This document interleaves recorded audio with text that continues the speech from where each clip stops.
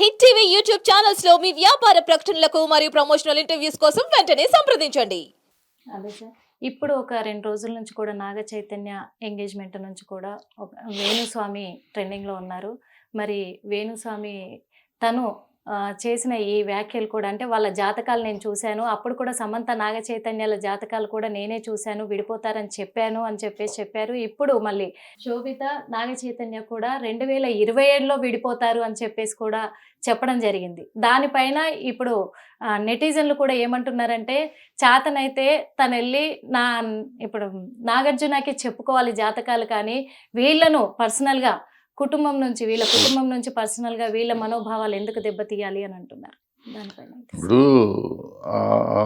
అతనే కాదు, చాలామంది జ్యోతిష్యులు సార్ చెప్పిన దాన్ని మనం ఛానల్స్లో పెట్టుకుని దాన్ని ఆధారంగా మాట్లాడిన రోజులు చాలా ఉన్నాయి. లాస్ట్ 10-15 ఇయర్స్గా ఇంకా ముందు నుంచి కూడా జ్యోతిష్యులు అనేది మన జీవితంలో ఒక భాగం అయిపోయారు. వాళ్ళు నమ్మేవాళ్ళు నమ్ముతారు, అది అబద్ధం అని చెప్పినా కానీ లేకుండా నమ్మకంగా చేస్తున్నారు. పొరపాటున వీళ్ళు చెప్పిన జరిగితే మంచిదన్న, ఇదే మీరు చెప్పిన అతను చెప్పిన కొన్ని జరిగితే అబ్బో అతను చెప్పిందే దేవుడు, అతను ఏం చెప్పిన నడుస్తుంది అన్నారు. సినిమా యాక్టర్లు కానీ పొలిటీషియన్స్ కానీ ఆయన దగ్గరికి వెళ్ళి యాగాలు కూడా చేయించుకున్నారు. సో ఇప్పుడు ఏదో మొన్న చెప్పిన తప్పు అయిపోయినాయి కాబట్టి అతను కాదంటున్నారు.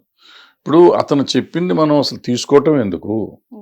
ఇప్పుడు యూట్యూబ్ వచ్చిన తర్వాత ఇప్పుడు పర్సనల్ ఇన్పర్సనల్ అనేది లేదు. యూట్యూబ్ వచ్చినాక మన సోషల్ మీడియా వచ్చినాక ఎవరి ఇష్టం వచ్చిందో వాళ్ళు ఏదో చేసుకుంటూ ఉన్నారు, ఎవరి ఇష్టం వచ్చిందో వాళ్ళు చెప్పుకుంటున్నారు. దాన్ని మనం సీరియస్గా తీసుకోవాలా తీసుకోకూడదు అనేది మన ఇష్టం. మనం దాన్ని సీరియస్గా తీసుకుని దాన్ని వైరల్ చేసి దాన్ని ఎక్స్ప్లోయిట్ చేసుకుని మళ్ళీ అతని మీద కేసు పెడదాం అనుకుంటాం ఎంతవరకు కరెక్ట్ నాకు అర్థం కాదు. అసలు అతను ఇగ్నోర్ చేసాం అనుకోండి వైరల్ అవ్వదుగా. అతను ఎందుకు పట్టించుకోవాలి? అసలు ఎవరు అతను? ఏం చెప్తాడు? ఏదో చెప్తాడు, వాళ్ళు కలిసి ఉంటారంటాడు, రేపు విడిపోతారంటాడు. అతను చెప్పింది నమ్మాలా మనం? ఎందుకు నమ్ముతున్నాం? ఈ నమ్మకాలకి మనం నమ్మకాలను పెంచుతుంది మనమే కదా. ప్రతిరోజు అతను ఏం మాట్లాడాడు మనం ఎందుకు పట్టించుకో? అతను పర్సనల్ దాంట్లో పెట్టుకుంటున్నాడు, ఊరుకుందాం, విందాం, అసలు వింటం ఎందుకు?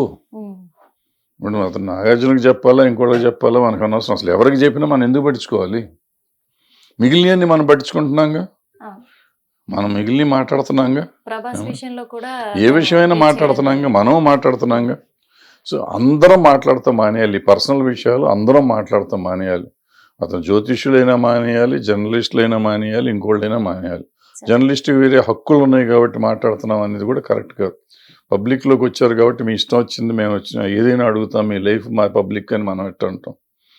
అదైనా పబ్లిక్ లోకి వచ్చినా కానీ పర్సన్స్ లైఫ్ ప్రైవేటే కదా. పబ్లిక్ ఉన్నాయి మాట్లాడదాం. ఇప్పుడు సినిమా యాక్టర్ అనుకోండి, సినిమాని గురించి ఏంటనే మాట్లాడచ్చు. ఏం సినిమాలు చేస్తున్నావు, ఏం చేస్తావు, ఎవరు హీరోయిన్, ఎవరు హీరో, ఏంటి కథ కామేషి మాట్లాడదు. అంతేగాని ఆ హీరోయిన్తో నీకు రిలేషన్షిప్ ఉందా, ఆ అమ్మాయితో నువ్వు తిరుగుతున్నావా, ఇంతకు ముందు ఏ అమ్మాయితో తిరిగావు, ఇవన్నీ మాట్లాడకూడదు. ఈవెన్ పాలిటిక్స్లో కూడా అంతే. మీరు ఏ పార్టీలు మారుతుంటే అటువంటివి మాట్లాడండి. లంచగొండితనం ఉంటే దాని గురించి మాట్లాడదాం, లేదా ఏం మంచి చేయాలో అది మాట్లాడదాం. అది వదిలిపెట్టి అక్రమ సంబంధాల గురించే మాట్లాడదాం. దానికి పబ్లిక్ ఇంట్రెస్ట్ ఉంటుంది, వీటిని గురించి ఎక్కువ మాట్లాడుతున్నాం. అక్రమ సంబంధమైన సక్రమ సంబంధమైన దాని గురించి మాట్లాడతాం, ఫ్యాషన్ అయిపోయింది. హిట్ టీవీ యాప్ ని డౌన్లోడ్ చేసుకోండి. ఇందులో short news, live news, entertainment movies అన్ని అవైలబుల్ గా ఉన్నాయి. Please download hit TV app. Hit TV app. Hit TV app ని ఫ్రీగా డౌన్లోడ్ చేసుకోండి.